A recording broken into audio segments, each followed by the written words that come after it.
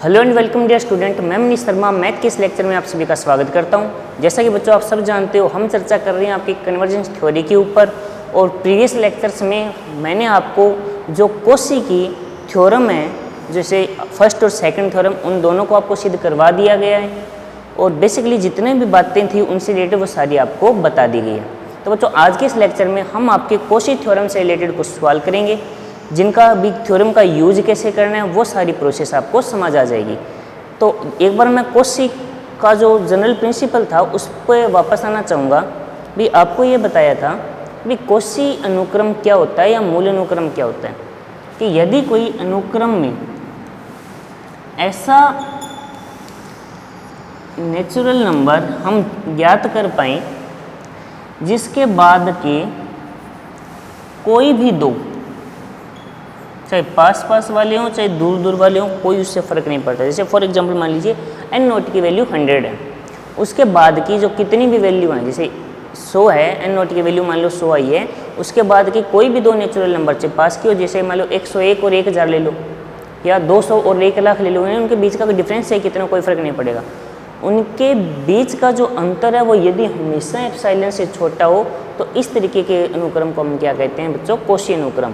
और आपको general principle of Cauchy sequence आपको ये बताया था कि यदि कोई सीक्वेंस कोशी सीक्वेंस है तो वो अभिसारी होगा, और अभिसारी है तो वो कोशी सीक्वेंस होगा। ठीक है, ये एक बार बात रिपीट इसलिए की क्योंकि इन क्वेश्चन में हम यूज करेंगे, तो इनको आइए आगे सोल्व करने का प्रयास करते हैं। कुछ बच्चे से क्वेश्चन लेते हैं, तो स्टार्ट करते हैं एग्जाम्पल नंबर आपके फर्स्ट से ही। एग्जाम्पल नंबर फर्स्ट से ही कि सिद्ध करना है कि जो अनुक्रम है वो कोशी अनुक्रम है जिसके एक्शन आपको ये दिए गए हैं। फर्स्ट और सेकंड दो पार्ट हैं। फर्स्ट में एक्स एन दिया गया आपको n/n+1, और सेकंड दिया गया है 1/2n। सिंपल सी प्रोसेस है, ज़्यादा टफ नहीं है। वैसे तो बच्चों देखो, आप खुद देखो भी n/n+1 है, जैसे जैसे मैं इनकी वैल्यू इंक्रीज करता जाऊँगा, बढ़ाता जाऊँगा बहुत ज़्यादा तक। जैसे मान लो फॉर एग्जांपल मैंने इनकी वैल्यू 99 रखी, तो ये आएगा 99/100 यानी 99/100 या 99/100, तो 0.99 आंसर आएगा। 999 रखूँगा तो क्या आएगा, 0.999 आएगा। यदि 1000 रखी तो मान लो 0.9999। तो यहाँ तक यदि मैं पहुँच जाता हूँ, ठीक है, यानी 0.9999 4 बार 9 आ जाए, ठीक है, पॉइंट के बाद उसको मैं यदि एक फिक्स 1 मान लूँ अप्रोक्सीमेट, तो उसके बाद वैल्यू आगे बढ़ाता जाऊँ, उन सब का जो डिफरेंस होगा वो कितना होगा, अप्रोक्सीमेट 0 ही होगा, कि वो अप्रोक्सीमेट 1 नहीं आएगी सारी, तो लेस देन एप्सिलॉन हो गया नहीं होगा। कुछ ऐसा ही कॉन्सेप्ट है बच्चों ये, ठीक है, कुछ ऐसा ही कंसेप्ट रहेगा। तो यानी एक बार देखने से तो वैसे ही हमें पता चल जाता है। सबसे पहले यदि देखने से ये आपको यदि ये बात समझनी है, चलो यहाँ पे तो मान लो सिद्ध करना दिया गया ये कोशी सीक्वेंस है, यदि जांच कीजिए मैं इस क्वेश्चन को ऐसा बना दूं, यदि मैं सिद्ध करने के बजाय ये क्वेश्चन में ये लिख दूं जांच कीजिए, तब आप क्या करोगे, तब आप एक बार उस सीक्वेंस को देखो ध्यान से और आप उसके कुछ वैल्यू पुट करके देख लो। यदि आपको एक फिक्स टर्म के बाद वैल्यू कुछ एक जैसी ही आती लग जाए, जैसे फॉर एग्जांपल 2 की पावर n है, 1/2 की पावर n, आप खुद जानते हो कि n टेंड टू 1, इसको मैं बढ़ाता जाऊँगा तो ये अप्रोक्सीमेट किसकी ओर जाएगा, 0 की ओर। एग्जैक्ट 0 तो नहीं होगा, लेकिन इन्हें बढ़ाने के बाद ये 0 के इतना पास आता जाएगा हर बार कि मैं वो 0 जैसा ही दिखेगा, तो बहुत सारी टर्म एक जैसी मिलेगी आपको। तो यदि ऐसा कोई क्वेश्चन हो जिसमें आपको ये ऐसा महसूस हो जाए कि भाई हाँ, कि भाई यहाँ इसके बाद लगभग टर्म एक जैसी सी ही दिखेगी, वो कोशी सीक्वेंस होता है। हाँ, बस सिद्ध करने की जो प्रोसेस है वो आप देखिए इसको।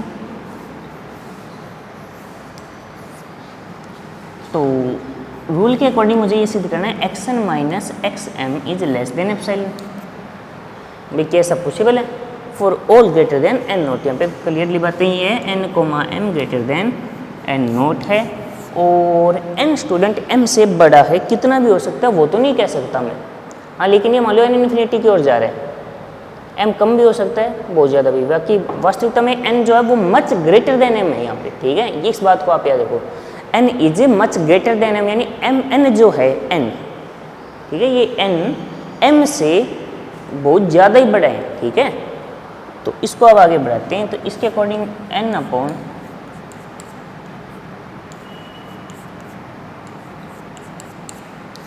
एक काम करो, नीचे वाले ऊपर वालों को एक जैसा बनाओ, एक ऐड करो, एक माइनस कर दो। इसको ऐसे भी लिखा जा सकता है, x n minus x m को ऐसे नहीं लिख सकता क्या मैं?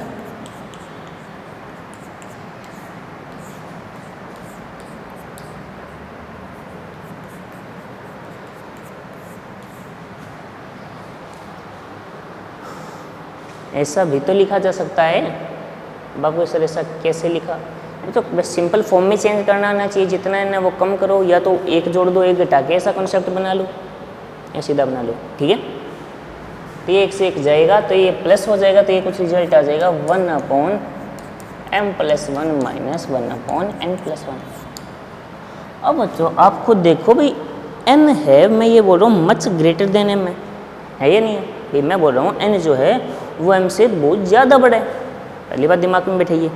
इसके बाद जो नेक्स्ट कंसेप्ट होगा वो ये होगा कि यदि n काफ़ी ज़्यादा बड़ा है, n टेंड टू इन्फिनिटी है, तो 1/∞ किसकी ओर जाएगा? जीरो की ओर जाएगा ही नहीं जाएगा? 1/∞ किसकी ओर जाएगा? जीरो की ओर, यानी कंप्लीट जीरो तो नहीं होगा। इसका मतलब ये हो गया कि यदि मैं यहाँ से इसको हटा दूँ, सिंपल सी बात सुनिए बच्चों, इसको हटा दूँ तो जो यहाँ पे वैल्यू बचेगी वो उधर वाली से बड़ी होगी या छोटी होगी? तो वो बड़ी हो जाएगी। जैसे फॉर एग्जांपल x = 3 - 1 है, x = 3 - 1 है, तो x की वैल्यू 2 होगी, लेकिन मैं 1 को हटा दूँ तो 3, तो 3 तो x से ग्रेटर ही हो गया। तो यहाँ पे यदि ऐसा लिखूँगा तो ये xn minus xm less equal मैं 1/m+1 लिख सकता हूँ। भाई लेस इक्वल तो इस वजह से लिखा है ना मैंने, क्या पता है इन्फिनिटी हो वो कंप्लीट ही जीरो हो जाए, तो इक्वलिटी भी थोड़ी बहुत दर्शाएगा, ठीक है। क्लियर हुई? इतना समझ आ गई? और ये 1/m से सदैव छोटा होता है। अच्छा एक बात याद रखना, यदि m+1 ग्रेटर देन m है तो 1/m+n, जब आप इनका रेसिप्रोकल करोगे, व्युत्क्रम करोगे, तो जो साइन है वो थोड़ा रिवर्स आता है, थोड़ा तो क्या पूरा ही होगा, ठीक है। यानी वो लेस है तो ग्रेटर हो जाएगा, ग्रेटर है तो लेस हो जाएगा, ठीक है। क्योंकि मुझे इसको जितना ज़्यादा सिंपल फॉर्म में चेंज किया कर सकता हूँ, मुझे उतना चेंज करना है।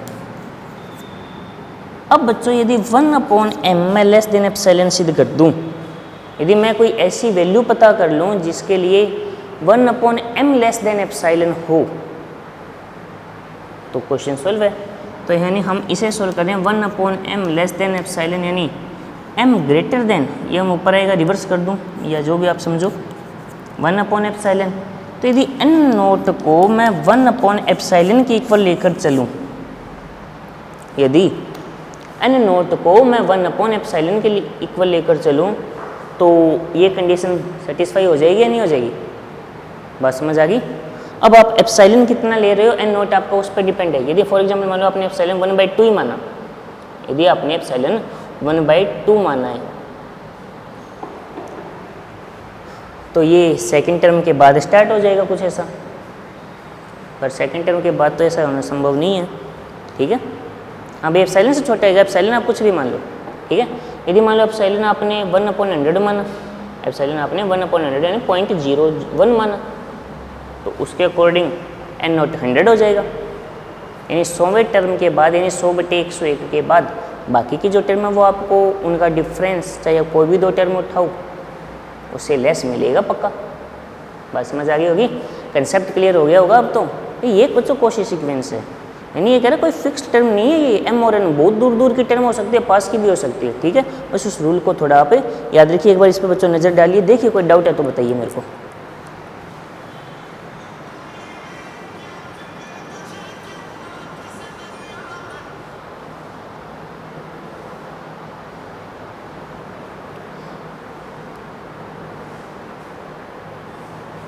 देखो बच्चों और कोई डाउट है? बात समझ आ गई होगी, तो आगे बढ़ते हैं इसमें। इसी का स्टूडेंट जो सेकंड पार्ट है 1/2m सॉरी, तो इसको आप स्वयं करने का प्रयास कर सकते हो। चलो थोड़ा सा हिंट मैं दे देता हूँ, आप देखिए इसको माइंड में बिठाइए एक बार, इतनी बात तो समझ आ गई होगी। इसका जो यदि मैं आपको हिंट दे दूँ तो देखो xn = जो 1/2n है, उसके अकॉर्डिंग जो xn माइनस xm है, हम ये लिखेंगे 1/2 की पावर n माइनस 1/2 की पावर m, कुछ ऐसा।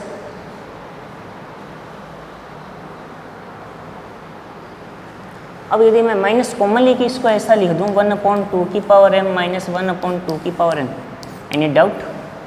अब आपके माइंड में आएगा कि सर ऐसा क्यों लिखा। तो बच्चों आप ये देखो कि n is much greater than m, तो जो 2 की पावर n है वो इज मच ग्रेटर देन 2 की पावर m। क्लियर है? तो ग्रेटर ही होगा। और फिर मुझे क्या करना है, जिसको हटाना है, तो इस वजह से ये लेस इक्वल में क्या लिखूँगा 1/2 की पावर m। अब यदि 1/2 की power m less than epsilon है तो 2 की power m is greater than 1/एप्सिलॉन। बोथ साइड यदि मैं लॉग लेता हूँ इज ग्रेटर देन log 1/एप्सिलॉन। log 2 नीचे ले आओ तो ये आ गई आपके n नोट की वैल्यू। अब बताइए स्टूडेंट, आपको ये जो कंसेप्ट है भी कोशी सीक्वेंस का वो समझ आया या नहीं आया? यदि वो समझ आ गया है तो हम कुछ आगे बढ़ने की कोशिश करें।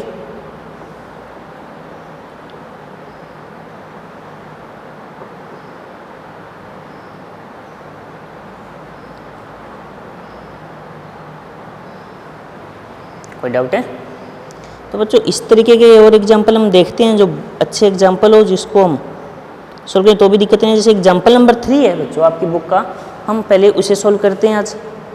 ठीक है, एग्जाम्पल नंबर 3 ये तो सिंपल से एग्जाम्पल थे जहाँ पे आपको सिर्फ न्यूमेरिकली कैलकुलेशन के आधार पे आपके माइंड को लगाना था। आगे थोड़ा सा आप देखिए क्वेश्चन में क्या होगा। तो मेन आपका कंसेप्ट पे फोकस रहना चाहिए। यदि आपका कंसेप्ट क्लियर है तो बच्चों आप ये मान के चलिए आपको इसमें कभी भी कोई भी दिक्कत नहीं आएगी। ठीक है, क्वेश्चन है कि जांच की कोशिकीय अभिसरण के सामान्य सिद्धांत से अनुक्रम के अभिसरण की जांच करनी है कि दिया गया सीक्वेंस अभिसारी है या नहीं। ठीक है, हमें बच्चों ये जांच करनी है कि जो दिया गया सीक्वेंस है वो अभिसारी है या नहीं। तो देखते हैं, तो सीक्वेंस क्या दिया गया है, कुछ ऐसा xn equal to 1 plus 1/2 plus 1/3, इस तरीके से ये कहाँ तक चल रहा है 1/n तक। ठीक है, तो कोशी सीक्वेंस का यूज करता हूँ, उसके अकॉर्डिंग हम ये जानते हैं कि xn plus p minus xn is always less than क्या होना चाहिए, एप्सिलॉन होना चाहिए। ठीक है, ऑलवेज लेस देन एप्सिलॉन जहाँ p बिलोंग टू n। ये डेफिनेशन थी, याद होगी। इसका बच्चों यूज करते हैं तो इसके अकॉर्डिंग मैं क्या लिखूँ, देखो ये आएगा 1/n प्लस 1 1/n प्लस 2। इस तरीके से ये सॉरी 1/1 नहीं बच्चों, थोड़ी सी यहाँ पे 1 से चल रहा है, तो ये चलेगा 1 प्लस 1/2 प्लस 1/3। इस तरीके से चलता चलता जाएगा 1/n प्लस p तक।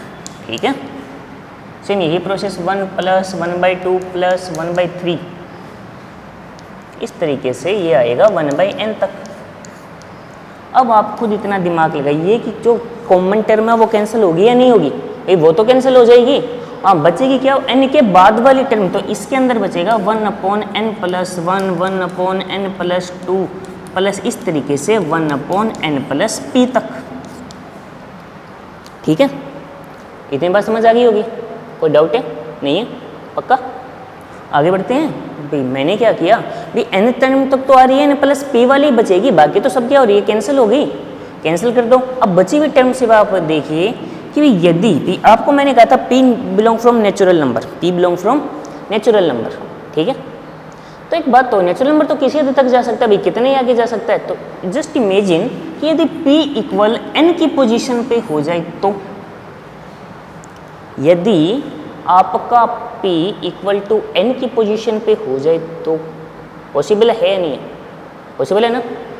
तब आपका xn माइनस xm कहाँ तक जा सकता है, 1/n plus 1 plus 1/n plus 2, इस तरीके से ये जाएगा 1/n प्लस n तक। ठीक है, क्योंकि ये कैलकुलेशन इजी हो जाएगी। वैसे तो p बच्चों कितना भी हो सकता है, लेकिन मैंने p n इक्वल के p इसलिए माना है कि हाँ फिक्स टर्म पता चल गई n। अब आपको पता है कि बच्चों आप हमेशा जानते हो 1/n is always greater than 1/n plus 1। यदि मैं इन सबको रिप्लेस कर दूं कुछ ऐसा, बस समझ आ गई होगी, हाँ या ना? क्लियर हो गया? कॉन्सेप्ट क्लियर होना चाहिए। तो यहाँ से जो स्टूडेंट हमारे पास रिजल्ट आएगा इस तरीके से आ जाएगा। यदि मैं इनको अलग अलग लिखता हूँ तो आएगा n/n का मोड, और ये रिजल्ट लेस देन क्या हो जाएगा 1। लेकिन क्या एप्सिलॉन के अकॉर्डिंग ये चीज़ पॉसिबल है?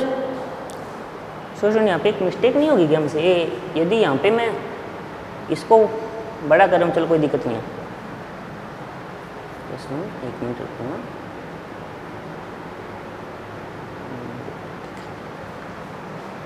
यानी 1 से छोटा होगा इतना तो पता चला है। लेकिन क्या ये 1 से छोटे होने का मतलब एग्जैक्टली मैं ये बोल सकता हूँ कि ये एप्सिलॉन से छोटा होगा? बताइए, क्या ये एग्जैक्टली मैं ये बोल सकता हूँ एप्सिलॉन से छोटा होगा? तो ये तो पता चल गया। अब इससे मैं रिलेटेड स्टूडेंट एक चीज़ और जानकारी देना चाहूँगा आपको। यदि मैं इन सबको n से रिप्लेस कर देता तो ये इक्वेशन नंबर 1, ठीक है बच्चों। यहाँ पे थोड़ी सी कैलकुलेशन और कर रहा हूँ कि यदि मैं सॉरी यहाँ पे xn प्लस p है बच्चों, xn, ठीक है। तो xn प्लस p माइनस जो xn है, यदि इसको मैं यहाँ पे n से रिप्लेस कर देता या तो 1/n plus n plus 1/n plus n, कुछ ऐसी कंडीशन बन जाती तो ये लेस इक्वल n/2n वाली केस नहीं हो जाता क्या? चलिए ग्रेटर नहीं हो जाता क्या? तो ग्रेटर देन 1/2 बट ये आ रहा है लेस देन 1, ठीक है। केस जो हमने बनाया वो मैंने क्या लिखा है कि xn plus p is always greater than 1/2 but less than 1, यानी ये परिमित जरूर आ रहा है लेकिन एप्सिलॉन से छोटा नहीं होगा। क्लियर है भाई? बात क्लियर हुई है नहीं? हमने क्या किया, दो काम की, एक बार हटा दिया, एक बार n बढ़ा के देखा, तो हमें ये पता चल गया जो इनका डिफरेंस है वो हमेशा 1/2 से 1 के बीच में बिलोंग कर रहे हैं। कहाँ बिलोंग कर रहा है आपका? 1/2 से 1 के बीच। लेकिन हम तो ये बोलें कि एप्सिलॉन से छोटा होना चाहिए। एप्सिलॉन से छोटा होने का अर्थ क्या हुआ? एप्सिलॉन से छोटा होने का अर्थ क्या हुआ कि एकदम नेग्लेक्टेबल, लेकिन नेग्लेक्टेबल तो नहीं है। तो इस वजह से बोला जा सकता है कि जो दिया गया सीक्वेंस है वो कौशी सीक्वेंस से नहीं है। तो बच्चों इसके कुछ एग्जाम्पल जो हैं बीच के वो आप करके देखोगे। हाँ, एक आध एग्जाम्पल है जैसे मैं करूँगा, लेकिन आज एक इम्पॉर्टेंट एग्जाम्पल है जो करवाना जरूरी है, वो समझिए, जो आपके कौशी की सेकंड थ्योरम में भी काम आता है। यानी बच्चों उस एग्जाम्पल से एक तरीके से आप कौशी की थ्योरम प्रूव कर सकते हो, ठीक है। उस एग्जाम्पल से एक तरीके से आप कौशी की थ्योरम को प्रूव कर सकते हो। वो कैसे, तो वो देखते हैं, आइए। तो जो आपकी बुक का ही एग्जाम्पल नंबर 7 है, उस एग्जाम्पल के साथ बच्चों आज हम इस लेक्चर को फिनिश करेंगे। तो देखिए एग्जाम्पल 7 है, ये कौशी की सेकंड थ्योरम के ऊपर बेस्ड है। और इस एग्जाम्पल से कई बार क्या होता है, जो कई जगह आपको ऐसा भी देखने को मिल जाएगा कि एग्जाम्पल की सहायता से थ्योरम को प्रूव किया वो, तो ये प्रोसेस है वो समझनी है, किससे एग्जाम पूरी कंडीशन कवर हो जाएगी आपकी। ये कह रहा है कि यदि limit xn tend to l है, xn टेंड टू क्या है, l है, ठीक है, देन हमें ये प्रूव करना है कि limit of x1 dot x2 इस तरीके से xn की पावर 1/n इक्वल क्या होगी, l होगी। बच्चों याद करो, कुछ मिलता जुलता दिमाग में आ रहा है आपको? कुछ मिलता जुलता प्रोसेस दिमाग में आ रहा है क्या? हाँ, इस प्रोसेस की सहायता से यदि वहाँ पे लोग लेकर यूज किया जाता ना तो वो प्रोसेस हो जाता। चलो हम एक काम करते हैं, सिंपल सी बात है बेटा, यदि लिमिट xn इक्वल l है तो यहाँ से क्या होगा, बहुत सारे लॉग लगा दिया जाए। तो लिमिट का रूल होता है log of xn equal to क्या हो जाएगा, log l, कुछ ऐसा। अब लॉग के अंदर डॉट में कब आती है, जब अलग अलग लॉग में प्लस में हो। तो बाय फर्स्ट थ्योरम क्या लिख सकता हूँ मैं, limit log x1 plus log x2 plus इस तरीके से चलता हुआ log xn divide by n equal to log l। Clear हुआ? ये तो कंसेप्ट है, ये जो लिमिट का कॉची के फर्स्ट थ्योरम का। तो इसको थोड़ा सा यदि मैं ढंग से लिखूँ, इसको लिखूँ 1/n log x1 x2 इस तरीके से डॉट में सब ये log x1 equal to log l। log का स्टूडेंट रूल होता है जो पावर हो वो आगे आती है तो आगे वाली को पावर में ले आओ। तो log x1 x2 xn की whole power 1/n equal to log l। यदि मैं log लगा सकता हूँ तो log हटा भी तो सकता हूँ, तो यहाँ से रिजल्ट आ जाएगा लिमिट x1 x2 इस तरीके से चलता हुआ यदि मैं xn तक जाता हूँ तो ये क्या हो जाएगा, l तक हो जाएगा, और ये आपका सिद्ध हो गया। फ्रेंड ये आपकी सेकेंड थ्योरम ऑफ कॉची है। कॉची की सेकेंड थ्योरम भी यही है, ठीक है। कॉची की सेकेंड थ्योरम का एक अलग फॉर्मेशन है, अलग नया रूप है कि यदि xn इक्वल l हो तो x1 x2 xn की डॉट में हो होल पावर 1/n भी l के ही इक्वल होगा। कॉची की सेकंड थ्योरम को आप कहते हो एक दूसरा रूप नहीं कह सकते भाई, एक और तरीका या एक अदर रूप, तो वो है, ठीक है बच्चों। क्लियर हुई होगी इतनी प्रोसेस। भैया आज के इस लेक्चर में हमने क्या पढ़ा, भी हमने से एग्जाम्पल 2-3 किए, लेकिन हमने एक चीज़ जरूर सीखी है भी किस तरीके से कोई भी सीक्वेंस को कॉची सीक्वेंस प्रूव किया जा सकता है। अब आपके माइंड में बच्चों देखो जो बातें बता रहा हूँ थोड़ी सी ध्यान से सुनिए भी, आपके माइंड में आ रही सर हमें कैसे पता चले। तो मेन देखो, एक तो कॉची अनुक्रम सिद्ध करने का जहाँ जिक्र आ जाए वहाँ पर तो कोई डाउट नहीं होता, लेकिन एक बार आप उस क्वेश्चन पे थोड़ा सा फोकस कीजिए, उस क्वेश्चन पे थोड़ा सा आप भी एकदम गहराई से आप जब उसको देखोगे तो आपको उसमें टर्म लिखने पर आगे उसका कुछ बिहेवियर नज़र आ जाएगा। भी इस तरीके से मैं यदि टर्म आगे लिखता जाता हूँ तो हाँ भी कुछ ऐसी वैल्यू प्राप्त होगी। भाई अगर वो लगे एक जैसी सी आएगी तो आपको पता चल जाएगा बिकॉज सी है, अदरवाइज नहीं है। इतना पता फिर भी नहीं चल रहा है तो आप दो टर्म माइनस करो। तो सबसे पहले आप ये पता करो लेस देन कहाँ पे, ग्रेटर कहाँ पे, यानी एक बार तो मतलब क्या करो उसको इजी फॉर्मेट में चेंज करो। जैसे मेरे पास था 1/n + 1 1/n + 2 कैंसिल कब होगा, दो तरीके से, या तो मैं 1 2 को हटाऊँ या इसको ऐसे फॉर्मेट से बनाऊँ कि ऊपर एन टर्म है तो नीचे भी एन आई। कैंसिल करना सीखो, यानी उसको ऐसे फॉर्मेट में चेंज करो जहाँ पे एन कैंसिल हो रहा है उसको एक न्यूमेरिकली वैल्यू बन जाए आपके पास, वहाँ से क्वेश्चन क्लियरली हो जाता है, ठीक है। बाकी बच्चों नेक्स्ट लेक्चर में हम और प्रैक्टिस करेंगे जिससे आपको ये टॉपिक एकदम बढ़िया तरीके से कवर हो जाएगा। आपको जो प्रोसेस बताइए बस वो दिमाग में रखिए, ठीक है बच्चों। तब तक के लिए टेक केयर, धन्यवाद।